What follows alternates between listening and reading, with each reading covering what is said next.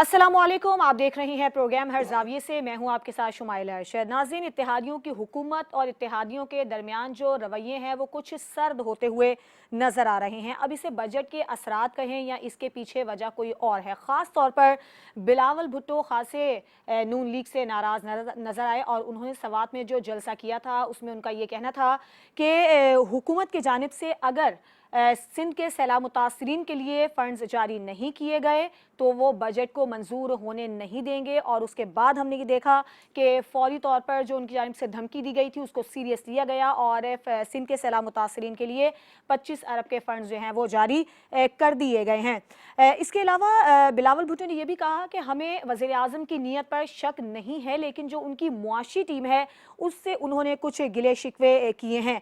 और इन हालात में हम देख रहे हैं कि मौलाना फजलुर रहमान भी खासे मुतहरिक हैं। पाकिस्तान पीपल्स पार्टी और नून लीग के दरमियान जो कुछ इख्तलाफात देखने में आ रहे हैं उसको कम करने की उनकी जानिब से कोशिशें की जा रही हैं। तो आखिर अंदरूनी सियासत क्या क्या चल रही है, इस पर हम बात करेंगे। इसके अलावा एक और बहुत ही अफसोसनाक खबर जो कुछ दिन पहले सामने आई थी वो थी यूनान के कश्ती सानहे की। मुल्क का नौजवान बहुत मायूस हो चुका है। वो अपनी जान हथेली पर रखकर गैर कानूनी तरीके से अपना मुल्क छोड़कर दरियाए गैर जाने की कोशिशें कर रहा है और ये सब कुछ इदारों की नाक के नीचे हो रहा है। ये आज का एक वाकया नहीं है, ऐसे कई वाकयात हैं जो माजी में भी हो चुके हैं। तो कौमी सतह पर यौम शोक का ऐलान भी कर दिया गया है। तहकीकाती टीम ने अपना काम भी शुरू कर दिया है। लेकिन अब ये जो तहकीकाती टीम है वो इस मामले को कितना सीरियस लेगी, ये रिवायत कहाँ जाकर ख़त्म होगी, इसकी वजूहात क्या हैं और मुस्तकबिल में हुकूमत इस मामले को हल करने के लिए कितना सीरियस है, इस पर हम बात करेंगे। इसके अलावा अगर कुछ मुल्की सियासत की हम बात करें तो बड़ी अहम मुलाकातें हुई हैं लंदन में दो बड़ों की, उसका एजेंडा क्या था इस पर हम बात करेंगे। इसके अलावा बजट पर बजट पर क्या असरात पड़ रहे हैं, जो हमारी सियासी सूरत हाल है उसकी हम बात करेंगे। अपने मेहमानों से मैं आपका तारुफ करवा देती हूँ। सीनियर तजियाकार इरफान अशरफ साहब हमारे साथ मौजूद हैं। सर, आपका बहुत शुक्रिया प्रोग्राम में ज्वाइन करने के लिए। मुनव्वर भट्ट लाहौर स्टूडियो से हमारे साथ हैं। इसके अलावा काशिफ रफ़ीक ब्यूरो चीफ इस्लामाबाद हमारे साथ हैं और इम्तियाज़ खान फारान साहब कराची स्टूडियोज़ में हमारे साथ मौजूद हैं। सबसे पहले इमरान साहब, आपसे मेरा यह सवाल है, क्या आपको लगता है कि इत्तेहादियों का जो अफेयर था वो अब ख़त्म हो रहा है और बिलावल ने हुकूमत से जो शिकवे किए हैं आपको क्या लगता है वो किस हद तक दुरुस्त हैं? ये मुझसे सवाल है आपका? जी सर, जी सर। अच्छा, सॉरी, वो इमरान आपने कहा तो मुझे लगा शायद कोई और सर एनालिस्ट। इरफान जी। अच्छा जी, देखें, एक तो आपको पता है कि जो अब चूंकि ये इलेक्शन का साल है और अब से कोई 2 माह बाद मुल्क में अगस्त 13 को मुद्दत पूरी हो रही है। जो मौजूदा हुकूमत है उसकी असम्बलियों की मुद्दत पूरी हो रही है। तो ये नेचुरली और फितरी अमल है कि सियासी जमातें जब इलेक्शन करीब आता है तो वो उनके अंदर जो अपने अपने वोटर्स को खींचने के लिए दिलफरेब नारे और फिर साथ ही साथ एग्रेसिव टोन बड़ी ज़रूरी होती है। तो अब पीपल्स पार्टी को इस चीज़ का अंदाज़ा है कि मुल्क इलेक्शन की तरफ जा रहा है। आपने देखा कि 2 हफ्ते पहले तक मुकम्मल खामोशी थी। ये बजट भी सबके कंसेंसस से तैयार हुआ। इसकी बाकी जो इसके अंदर जो स्कीमें रखी गई, जो फंड्स रखे गए, वो चाहे सैलाब मुतासरीन के हों, चाहे फेडरल पीएसडीपी के हों, वो सारी जो सियासी जमातों ने मिल के जो इस वक्त हुकूमत के अंदर है मशवरे से रखे। और उन्हें ये लगता था कि शायद इस असेंबली की मुद्दत को 6 या 8 माह के लिए बढ़ाया जाएगा और उसके लिए आईनी जो तरीक़ाकार थे उनको भी ढूंढा जा रहा था। लेकिन ये 1-2 दिन कबल की जो डेवलपमेंट है, जब ये देखा गया कि ये हालात उस तरफ नहीं जा रहे और इलेक्शन करवाना ही मुल्क के अंदर इस वक्त वाहिद एक हल है, तो तब मैं समझता हूँ कि पीपल्स पार्टी की लीडरशिप ने एक तो ये फैसला किया कि अब हम पीडीएम की, क्योंकि इत्तेहाद के अंदर तो वो पहले भी नहीं थे और फ्रंट लाइन पे भी नहीं थे, तो अवाम के अंदर अपनी साख को बेहतर करने और मौजूदा हुकूमत ने जो महंगाई का तूफान लाया इससे खुद को लाताल्लुक करने और ज़्यादा से ज़्यादा वोट बैंक हासिल करने के लिए उन्होंने एक अग्रेसिव स्टांस लिया और उसमें उन्होंने जो नुक्ता उठाया सैलाब मुतासरीन की रकम का, ताकि एक अवाम दोस्त जो नैरेटिव है उसको लोगों के सामने ला के अपने लिए सिंपैथी गेन की जाए और वोटर्स को ज़्यादा से ज़्यादा एक दिल फरेब और दिलकश नारा दे के अट्रैक्ट किया जाए कि देखें जी, पीपल्स पार्टी की लीडरशिप में सलाम मुतासरीन की रिहेबिलिटेशन के फंड्स ना मिलने की वजह से बजट में वोट ना देने का फैसला किया। तो ये जस्ट जी। एक पॉलिटिकल पॉइंट स्कोरिंग है। लेकिन इसमें ज़रूर मैं ये कहूँगा कि अब जो है वो ये दूरियां अगले दिनों में मज़ीद बढ़ेंगी। वो इसलिए बढ़ेंगी कि इलेक्शन ये डिसाइड हो गया है बैकडोर के ऊपर। हुकूमत और तमाम सियासी जमातों ने ये उनको भी ये समझ आ गई है कि इलेक्शन का टाइम यही है। मजीद इलेक्शन जी। को डिले करेंगे तो शायद इस सूरत में वो एक पॉलिटिकल पार्टी जिसको इस वक्त सिस्टम से जो कि अपनी गलतियों की वजह से बाहर जा चुकी है उसको कम बैक का मौका मिल जाएगा। तो इसलिए मैं इस पे यही कहूँगा कि इलेक्शन अब होने जा रहे हैं। इलेक्शन के साल में आप हैं, इलेक्शन से चंद माह पीछे हैं, तो ये पॉलिटिकल स्कोरिंग है। इसमें और भी बहुत सी चीज़ें हैं जी। जो मैं आपको बता सकता हूँ। बहरहाल जिन जिन जिन जिन फैक्टर्स की वजह से ये दरार पड़ी है, एक अगर आप इजाज़त दें तो मैं चंद सेकंड में जी। एक जी। अहम पॉइंट आपको बता दूं कि जो आसिफ अली जरदारी साहब लाहौर में जो डेरे डाल के बैठे हैं, मियां नवाज शरीफ उसके ऊपर भी सख्त नाराज हैं। मियां नवाज शरीफ साहब ने जरदारी साहब को, पीपल्स पार्टी की क्यादत को ये बात कन्वे की थी कि पंजाब में पीटीआई छोड़ने वाले लोगों को हम अपनी तरफ लेके आएंगे। लेकिन जब जरदारी साहब वहां बैठ गए तो उन्हें यह डर है कि साउथ से एक तो जहांगीर तरीन इस्तेकाम में पाकिस्तान पार्टी की सूरत में बंदे समेटेंगे, सेंट्रल पंजाब और नॉर्थ पंजाब से भी लोग जो पीटीआई जी। छोड़ेंगे वो इस्तेकाम में पाकिस्तान में जाएंगे। तो नवाज शरीफ साहब और जरदारी साहब के दरमियान, पीपल्स पार्टी और नून के दरमियान इख्तिलाफ की एक बड़ी वजह आसिफ अली जरदारी साहब का एक्टिवली जो लाहौर में बैठना है वो भी हम्म। है, और उसके जी। ऊपर भी वो नाराज हैं। तो ये दरार आगे बढ़ेगी। ठीक है, आपका कहना है कि ये पॉइंट स्कोरिंग भी इसकी एक वजह है। मुनव्वर, आप क्या समझते हैं? जैसा कि इरफान साहब ने कहा है कि पॉइंट स्कोरिंग इसकी एक वजह हो सकती है, आपको भी लगता है कि यही वजह है या कुछ और वाकई इख्तलाफात हैं दोनों के दरमियान? जी, मैं बड़े अदब से अर्ज़ करूंगा। खान साहब ने बिल्कुल ठीक बात की कि अभी अभी इलेक्शन का टाइम करीब आ रहा है, तो ये दोनों पार्टियां जो अपने अपने जो है वोट बैंक को बढ़ाने के लिए ये इस तरह की लड़ाई लड़ेंगी। लेकिन दूसरी बात जो उन्होंने की है कि वो मियाँ साहब और जरदारी साहब में इस पॉइंट पे कोई इख्तलाफ है कि वो उन्हें जो डिफेक्शन हो रही थी पीटीआई से, तो उनके लोगों को पीएमएलएन लेना चाह रही थी। तो इस बात से मैं बड़े अदब के साथ इख्तलाफ करता हूँ। पीटीआई के जो डिफेक्टिव लोग हैं उनको मुस्लिम लीग नून बिल्कुल भी नहीं लेना चाह रही। ये इस बात पे पूरी नून लीग के अंदर जो इत्तफाक राय है, और इस यही वजह कि जब डिफेक्शन शुरू हुई थी तो पीएमएलएन ने अपने दरवाजे बंद रखे और किसी एक बंदे को भी नहीं लिया अभी तक। अलबत्ता ये बात दुरुस्त की है इनकी, कभी साउथ में चूँकि पीएमएलएन का वोट बैंक थोड़ा कम है, तो वहाँ पे जो इस्तेकाम पाकिस्तान पार्टी का वोट थोड़ा ज़्यादा, और वो इससे पहले भी जहांगीर खान तरीन साहब साउथ के इलाके में काम करके तो उन्होंने पीटीआई का वोट बैंक बनाया था। तो अभी इस्तेकाम पाकिस्तान पार्टी बनने की वजह से जरदारी साहब ज़्यादा खुश नहीं है। हालांकि वो जहांगीर खान तरीन साहब उनकी बहुत करीबी रिश्तेदारी है पीपल पार्टी पंजाब की लीडरशिप के साथ, ठीक है। लेकिन इसके बावजूद वो अपना काम कर रहे। और ये बैटल ऑफ फील्ड जो है वो पीएमएलएन नहीं है, यहाँ पे इस्तेकाम पाकिस्तान पार्टी और पीपी होएगी जो कि साउथ पंजाब में अपना अपना वोट बैंक बढ़ाने के लिए काम करेगी। तो इस्तेकाम पाकिस्तान पार्टी तो फिल वक्त खुद अपनी सीटें सिक्योर करने के लिए मियां नवाज शरीफ के पास लंदन में पहुंची हुई है।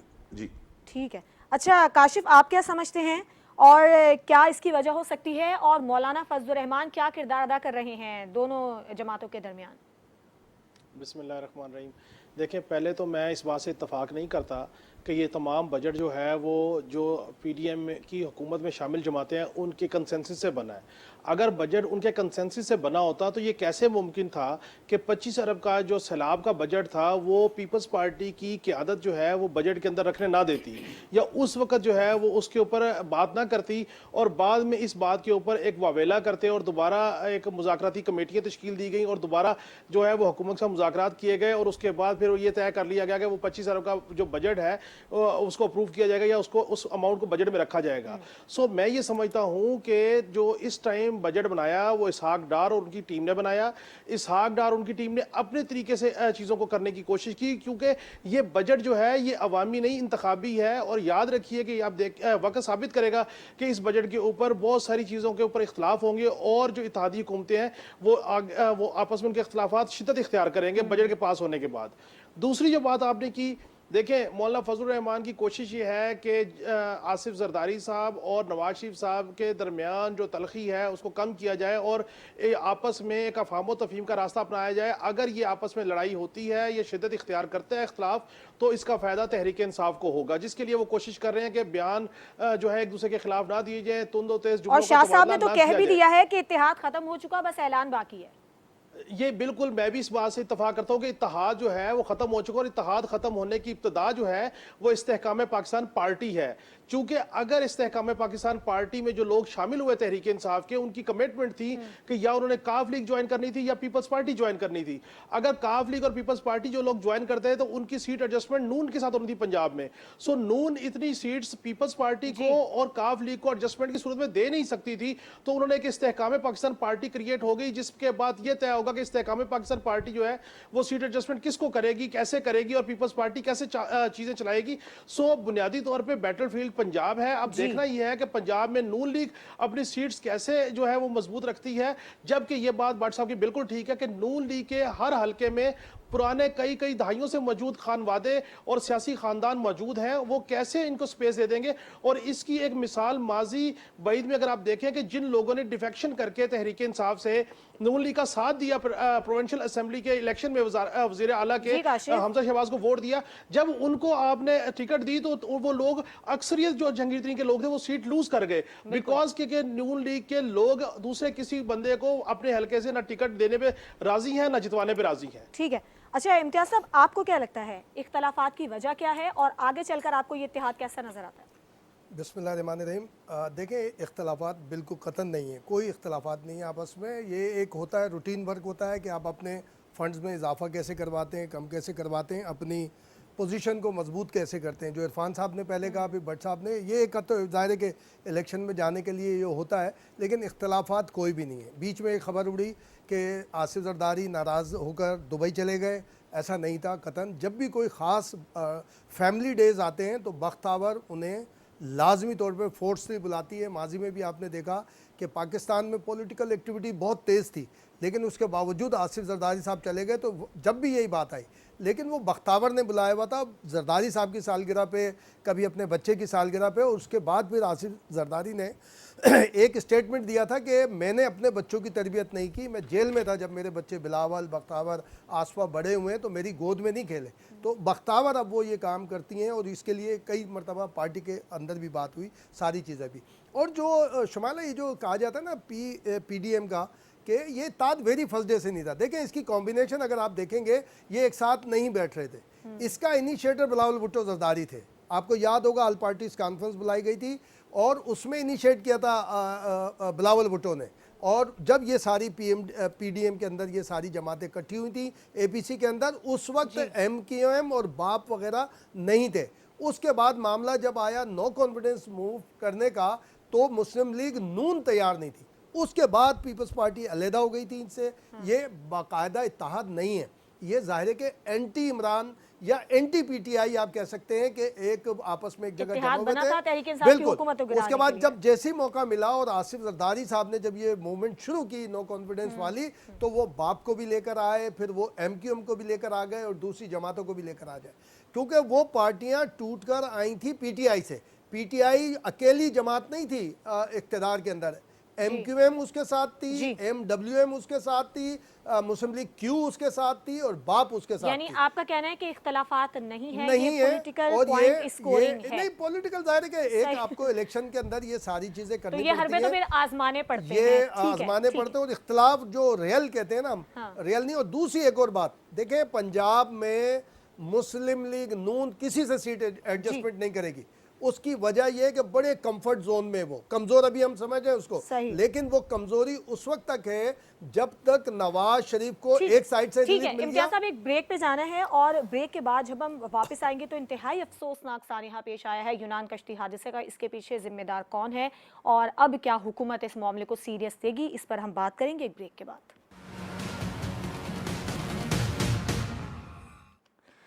Welcome back. इंसानी स्मगलिंग पाकिस्तान में बहुत पुराना कारोबार है और इसकी रोकथाम के लिए हुकूमत कितनी सीरियस है, क्या इकदामात करने चाहिए और क्या अब इस मामले को सीरियस लिया जाएगा और अब तक कितने पाकिस्तानी इसमें लापता हैं, क्योंकि इत्तला तो ये आई है कि 78 लापता नौजवानों की तफसीलात सामने आ गई हैं, लेकिन अभी कितने इसमें और जान से जा सकते हैं, इस हवाले से जो है वो तफसीलात आना बाकी हैं।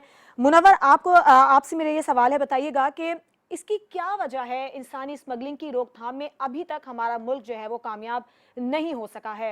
हजारों की तादाद में नौजवान बाहर जाते हैं, गैर इंसानी तरीके इस्तेमाल करते हैं और मौत के मुंह में पहुंच जाते हैं।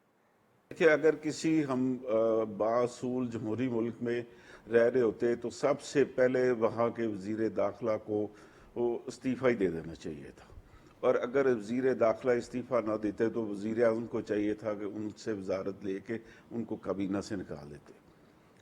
इस तरह तो नहीं, पाकिस्तान में चूंकि इस तरह की प्रैक्टिस है नहीं है, और ये इंसानी स्मगलिंग जो है वो FIA के बगैर मुमकिन ही नहीं है, और ये आज से नहीं हो रही, ये अर्ली 70 से हो रही है। और यहाँ पे तो मैंने अपने खुद देखा कि यहाँ पे लाहौर में पूरी पूरी फ्लाइट भर के जो है जैली वीज़ों की वो यूनाइटेड स्टेट्स और यूरोप के मुल्कों में जाती रही, और यहाँ पे एक जो एजेंट थे जो आजकल अमेरिका में ही मुकीम हो चुके हैं, वो उनके नाम की सिर्फ चिट होती थी और पूरी फ़्लाइट बुक हो जाती थी कि भाई ये अब जो जैली वीज़ों के ऊपर जो है ना वो फ़्लाइट बुक होके जा रही है। लेकिन आज के दिन तक वो कभी भी FIA के खिलाफ इस तरह का वो काम नहीं हुआ। अभी ये बिल्ली को दूध की हिफाजत के लिए बिठाया हुआ इतना बड़ा सान्या हुआ, 350 पौने 400 लोग वो जहाँ से जाम हक हुए, और इसकी इंक्वायरी भी FIA के एक साहब को दे दी गई कि वो बड़े अच्छे हैं, उन्होंने ये जो बट सर पहले भी इस तरह के बहुत सारे वाकयात पेश आए हैं, क्या पहले कभी इंक्वायरी हुई, कोई रिपोर्ट सामने आई, कोई रोकथाम हुई? मैं आपको गारंटी करता हूं कि अगर FIA अपना ठीक काम कर रही हो तो एक बंदा भी जैली वीजे पे वो बोर्डिंग नहीं उसकी हो सकती। सही। लेकिन जब FIA के लोग ही साथ में मिले होंगे तो फिर जैली वीजे भी बनेंगे और जैली वीज़ों के ऊपर लोग ट्रैवल भी करेंगे, पकड़े भी जाएंगे और इस तरह की हलाकतें भी होंगी। क्या मुझे सिर्फ ये बता दें, क्या FIA इससे पहले सोई हुई थी? जो इस साने के फौरन बाद 3-4 एजेंट उन्होंने पकड़ लिए कि भी ये जैली वीज़ों का काम कर रहे हैं, और जैली वीज़ों से वो फ्लाइटों से बंदे उतार लिए जी, 2 बंदे यहाँ से उतार लिए। उससे पहले इस सानी से पहले वो सोए हुए थे। बिल्कुल बड़े अहम मामले की आपने निशानदेही की है कि बहुत जल्दी फिर ये कार्रवाई अमल में आ गई और एक एजेंट को कराची एयरपोर्ट से गिरफ्तार भी कर लिया गया था। इरफान साहब, आप क्या समझते हैं इसकी वजह क्या है? मुआशी बदहाली है या फिर एक अंसर ये भी है कि बेहतर मयारी जिंदगी की तलाश के लिए, या कुछ लालच कह लें कि गैर कानूनी तरीके इस्तेमाल किए जाते हैं बाहर जाने के लिए? सबसे पहले तो मैं ये समझता हूँ कि जो गैर कानूनी स्मगलिंग है, ये पाकिस्तान में इंसानी स्मगलिंग ये पहला वाक़या नहीं है, और ये बेशुमार लोग इस प्रोसेस के तहत बैरून मुल्क जाते हैं। बहुत सारे लोग हैं जो इससे पहले भी हादसात का शिकार हुए, और ये खबरें पहले भी आती रही हैं, कोई नया वाक़या नहीं है। बिल्कुल। अलबत्ता जिस तरफ जो आपका सवाल का दूसरा हिस्सा जो बहुत अहम है कि लोग ऐसा जाने को मजबूर क्यों होते हैं। मैं एक आपको बताऊं कि इस हादसे के अंदर तकरीबन 30 के करीब एक गांव है आज़ाद कश्मीर का, कोटली के करीब एक गांव है, जहां के 30 के करीब नौजवानों का बताया जा रहा है कि जो लापता हैं, जिनकी ज़ाहिर है वो इस कश्ती के अंदर डूबे हैं। अब ये तो तस्दीक होगी वक्त के साथ DNA मैचिंग के बाद के कौन उसमें जांबाक हो गए और रेस्क्यू कोई हुआ या नहीं हुआ। लेकिन जो वजह जो लोगों के जाने की है वो हमारी गवर्नमेंट की इनकम्पिटेंसी है।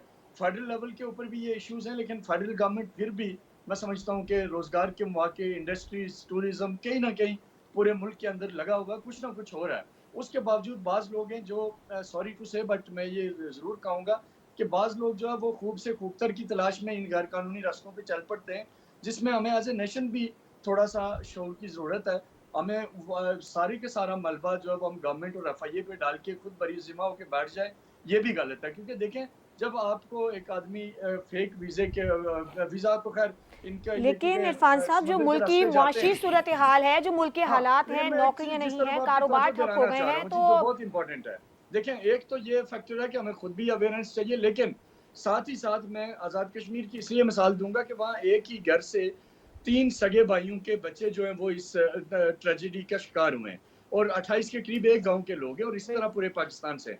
वहाँ मसला ये है कि आज़ाद कश्मीर आपका स्विट्ज़रलैंड और दुनिया के दूसरे जो बेहतरीन टूरिस्ट लोकेशंस हैं उन जैसी एक खूबसूरत टूरिस्ट लोकेशन है, लेकिन आज़ाद कश्मीर गवर्नमेंट जिसका 1,75 खरब बजट है, लेकिन अनफॉर्चुनेटली वो आज तक आज़ाद कश्मीर के किसी एक टूरिस्ट स्पॉट के अंदर ऐसा कोई इंफ्रास्ट्रक्चर डेवलप नहीं कर सके कि जहां 2 लोगों को वो रोजगार दे सके। इसलिए रियासती टूरिज्म का पोटेंशियल को इस्तेमाल ना करना, रियासत के अंदर एक्टिविटी वो जनरेट नहीं कर रहे और बजट में जो है वो आज़ाद कश्मीर की मैं इसलिए मिसाल दे रहा हूँ कि एक बड़ा वहाँ जो 30 के करीब एक ही गांव के लोग हैं, मैं इसलिए उसको बार बार रिपीट कर रहा हूँ। तो वहाँ पे जो आपके समझने और आपके देखने वालों के लिए जो शॉकिंग मैं आपको न्यूज़ दूंगा कि वहाँ के तमाम सेक्रेटरीज के इस्लामाबाद में, लाहौर में, कराची में प्रॉपर्टीज हैं, अरबों रुपए की प्रॉपर्टीज हैं।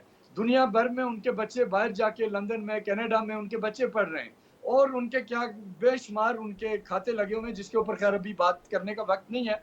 लेकिन वो रियासत के अंदर जो 1,75 खरब जाता है उसको कहीं नहीं लगाते, रियासत के अंदर रोजगार का कोई मौका नहीं देते।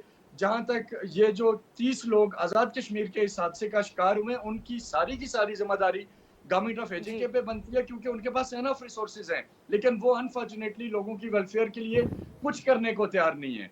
सिवाय करप्शन के, बाजार के, वहाँ कोई दूसरा काम नहीं होता। फेडरल लेवल पे मैं ये जरूर कहूंगा कि गवर्नमेंट ने खासी स्किल डेवलपमेंट भी करवाई है, कहीं ना कहीं हमारी इंडस्ट्री भी मौजूद है। आप कराची शहर से ताल्लुक रखती हैं, कराची सनती शहर है, वहाँ भी आपको पता है। इवन देन वहाँ भी ज़रा पूरे मुल्क में इन्फ्लेशन की वजह से जो एक गुर्बत है, जो मसाइल हैं, लोग उसका भी शिकार हुए हैं। लेकिन फिर भी कम से कम हमारी जो हुकूमत पाकिस्तान करती है, लेकिन एजेके की हद तक ये जो आपके गरीब लोग आए रोज इन हादसात का शिकार होते हैं, आए रोज वो इंसानी स्मगलरों के हत्थे चढ़ते हैं, कहीं उनको अगवा करके रखा जाता है, कहीं कोई और चीज होती है, उसकी जिम्मेदारी 100% में वहाँ की गवर्नमेंट। बिल्कुल, और ये तो जिम्मेदारी भी नहीं होती है कि वो खैर आफियत से वहाँ पहुँचेंगे या रास्ते में ही मौत के मुंह में चले जाएंगे। इम्तियाज साहब, आपको क्या लगता है इसकी बड़ी वजह क्या है, जिम्मेदार कौन है और आगे कुछ उम्मीद है कि इससे पे कुछ रोकथाम होगी? देखिए शुमाइला, ज़िम्मेदारी तो जैसे भट्ट साहब फरमा रहे थे, हमारी वजारत दाखिला है, इसमें कोई दो राय नहीं है, लेकिन मैं इसे माशी मसला नहीं समझता। जो 30-30 लाख रुपए देकर 35, वो इंतहाई तकलीफ दे बात है, ये करते हुए भी तकलीफ दे बात है क्योंकि ज़ाहिर है कि लोगों के अपने बच्चे बिछड़ गए ये, और ये मुकाबला है। मैं ये आजाद आपके लिए एक अर्ज करूं, शेखुपुरा से एक बच्चा गया, उसके 80 लाख रुपए दिए उन्होंने, मैं बिल्कुल बटसा नहीं जाने के लिए। ये इरफान साहब वही 80 लाख पाकिस्तान में लगा के कोई कारोबार हो सकता है? शुमाइला, ये चेज है। इरफान साहब जो बात कर रहे हैं, जिस गांव की बात कर रहे हैं ना, कोट मैं कराची का मैं आपको कोट कर दूं, औरंगी टाउन कराची का एक इलाका है, उसका सेक्टर 9 है। सेक्टर 9 का एक मोहल्ला ऐसा है, उसके आधे से बच्चे, आधे से ज़्यादा जो लोग हैं ना, वो इटली में काम कर रहे हैं और जाते आते रहते हैं वहाँ पर। बात यह है कि 30-30, 40-40, 50-50 लाख रुपए लगा के घर की ज़मीन बेचकर जो जा रहा है, ये दौड़ है वहाँ पर। पंजाब में, सेंट्रल पंजाब में बहुत सारे कई एक डिस्ट्रिक्ट हैं, ये जो कोटली की बात की जा रही है, आज़ाद कश्मीर, वहाँ पर ये रिवायत है, जिद है एक दूसरे की कि पड़ोस का बच्चा गया हुआ है तो मेरा बच्चा भी जाएगा। और गलत ये देखें, रीस क्या लाएगी, वो जाहिर है रेस है ये आपस में, जो मैं इंतहाई उसमें ठीक है, हमारी वजारत दाखिला को इसमें काम, माजी में देखें वीज़े, जाली वीज़े के ऊपर PIA के ऊपर कितने जुर्माने हो चुके हैं।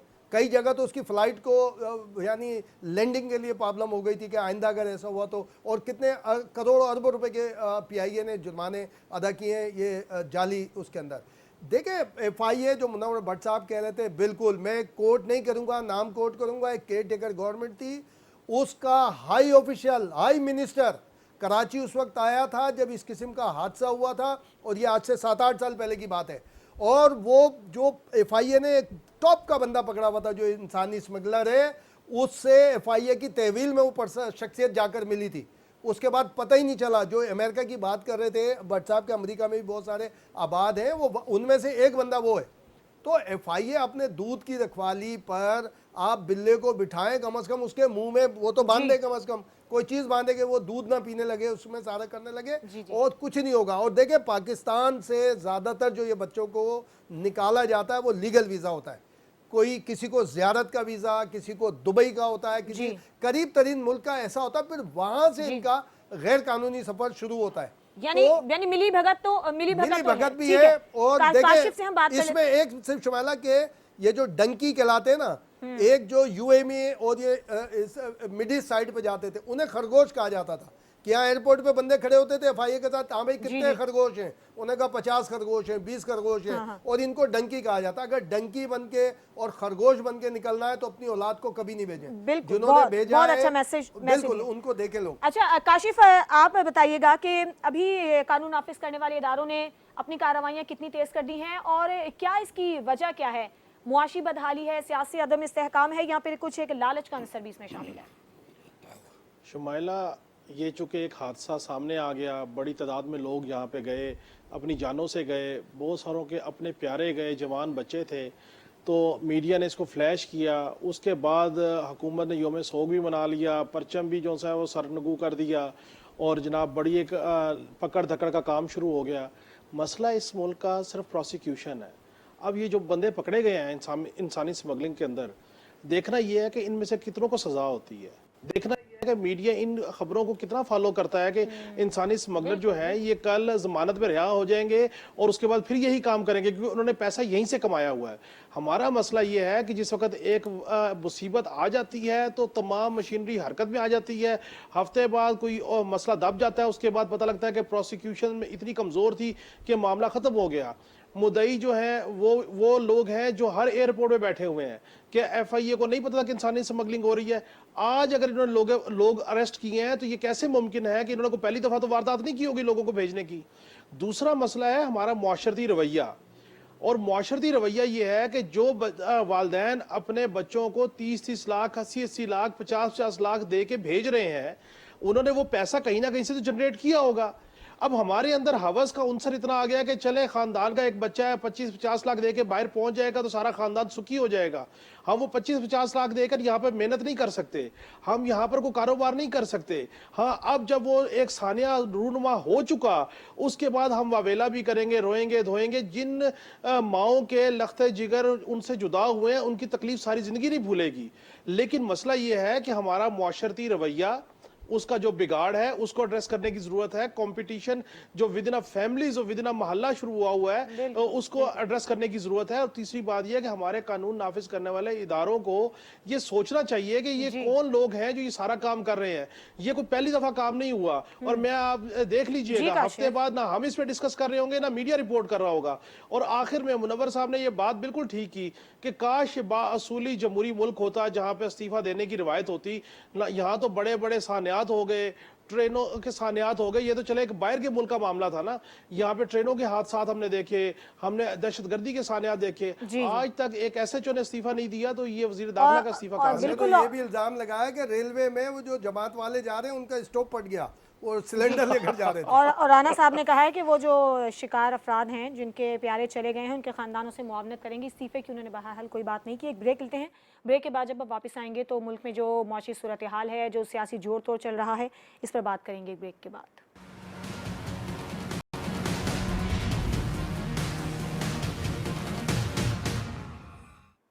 Welcome back. अब हम कुछ बात कर लेते हैं सियासी उखाड़ पछाड़ की, किससे किसकी मुलाकात हो रही है और एजेंडा क्या है। काशिफ बताइएगा, आपके पास ख़ास स्टोरी है। लंदन में खुफिया मकाम पर एक मुलाकात हुई है, उसका क्या एजेंडा था?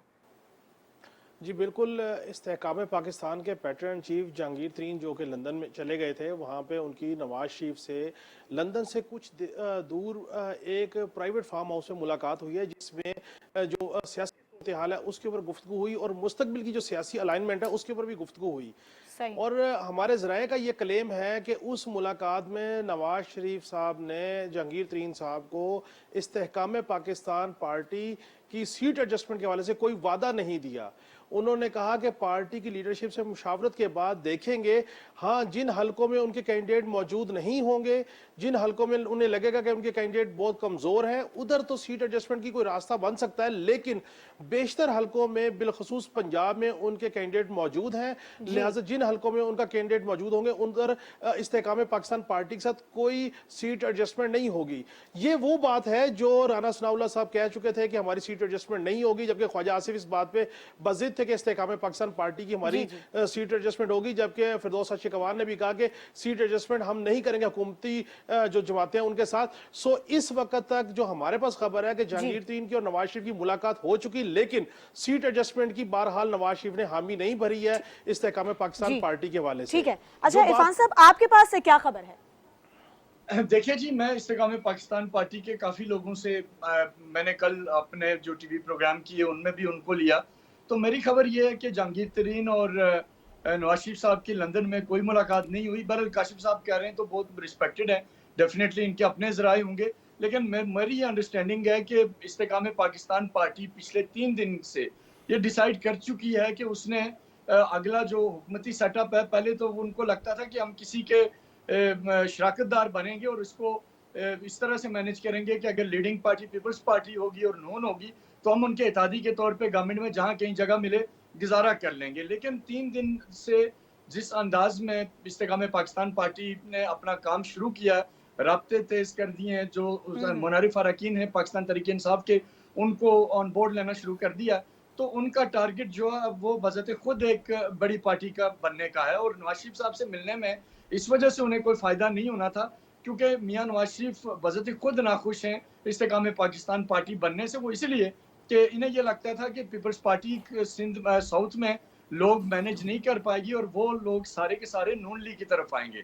और इसी तरह मुनारिफ अरकान जो थे पीटीआई के, उनमें से चंद हल्कों के अंदर ये कंसेंसस चल रहा था कि वो नून लीग उन लोगों को अपने साथ किसी ना किसी तरह ऑन बोर्ड लेगी, किसी को सेनेट की बात की जाएगी, किसी को बाद में एडवाइजर लिया जाएगा, किसी को किसी महकमे का डीजी लगाया जाएगा। वो इस तरह की एक अरेंजमेंट चाहते थे और नवाज शरीफ साहब बड़ा स्ट्रांगली बिलीव करते हैं कि इस दफा वो खुद भी वापस आए और अगर वो खुद वापस आए तो वही दोबारा वजीर आजम भी बने। तो इसलिए उन वो इस्तेकाम पाकिस्तान को लेके किसी सूरत कंफर्टेबल नहीं है और आप देख लेंगे अगले 2-4 दिनों में ये इस बात मजीद क्लैरिटी के साथ सामने आ जाएगी। तो मेरे ज़राए ये हैं कि मुलाकात नहीं हुई। ठीक है। अच्छा इम्तियाज़ साहब, आपको क्या लगता है? देखिए, मैं नहीं समझता इस्तेकाम पाकिस्तान पार्टी से मुस्लिम लीग नून या पीपल्स पार्टी कोई एडजस्टमेंट कर सकती है या करेगी, क्योंकि सारे के सारे मुनारिफ पीटीआई के उधर जा रहे हैं। तो कोई ऐसा रिस्क नहीं लेगा कि उन हलकों के अंदर जो नाराज़ लोग हैं कि वो मज़ीद नाराज़ हो जाएं अगर इन लोगों को एडजस्ट करके। और मैं नहीं समझता कि और मुस्लिम लीग नून की अगर कोई राब्ता हुआ है जहांगीर तरीन या उससे, तो वो ज़्यादा इस हद तक हुआ होगा कि जो साउदर्न पंजाब है वहाँ पे कोई ऐसा मामले को बूस्ट किया जाए कि पीपल्स पार्टी और इस्तेकाम पार्टी एक दूसरे के मद्दे मुकाबले रहे। मैं नहीं समझता कि इस्तेकाम पार्टी जो है वो चंद एक के अलावा, देखिए पीटीआई में पीपल्स पार्टी के बहुत कम लोग गए थे, नून के भी बहुत कम लोग गए थे और वो वापस तैयार नहीं है। और एक बाई इलेक्शन जो हुए थे पंजाब में, आपको याद होगा कि नवाज शरीफ शदीद नाराज़गी का इजहार किया था, लेकिन जो पाकिस्तान मुस्लिम लीग नून थी, जो पाकिस्तान में लीडरशिप थी, उसने जो रिजाइन किया था, जो डिस्क्वालीफाई हुए थे, उन सबको यानी पीटीआई के लोगों को। इम्तियाज़ साहब, आपको लगता है सीट एडजस्टमेंट नहीं होगी? मुनव्वर साहब, वक्त जरा कम है, मुख्तसर आप बताइएगा, आपको क्या लगता है? जी, मुझे ये लगता है 15 से 20 सीटों के दरमियान सीट एडजस्टमेंट होगी, जिसमें पार्टी के प्रेसिडेंट अलीम खान साहब को स्पेस दी जाएगी, राजा रियाज जो अपोजिशन लीडर हैं उनको स्पेस दी जाएगी, फिरदौस आशिक अवान साहबा को भी स्पेस दी जा सकती है। इस तरह अलीम खान साहब की रिकमेंडेशन के ऊपर भी 2-3 बंदे जो है वो लाहौर में उनको एडजस्ट किया जा सकता है, जबकि जहांगीर खान तरीन की जो फरमाइश होगी उसके ऊपर भी साउथ पंजाब में कुछ लोगों को एडजस्ट किया जाएगा। और मेरा अपनी जो इतला है वो 15 से 20 सीटों के दरमियान आइंदा आने वाले इंतखाबात में सीट एडजस्टमेंट होगी। चलें, आइंदा आने वाले दिनों में सूरत हाल मज़ीद वाज़ेह हो जाएगी। तज़ियाकार इरफान अशरफ साहब, मुनव्वर भट्ट, काशिफ रफ़ीक, इम्तियाज़ खान फ़ारान साहब हमारे आज के मेहमान थे। आप चारों मेहमानों का बहुत शुक्रिया। आज के प्रोग्राम से इजाज़त दीजिए, कल फिर हाजिर होंगे। अल्लाह हाफ़िज़।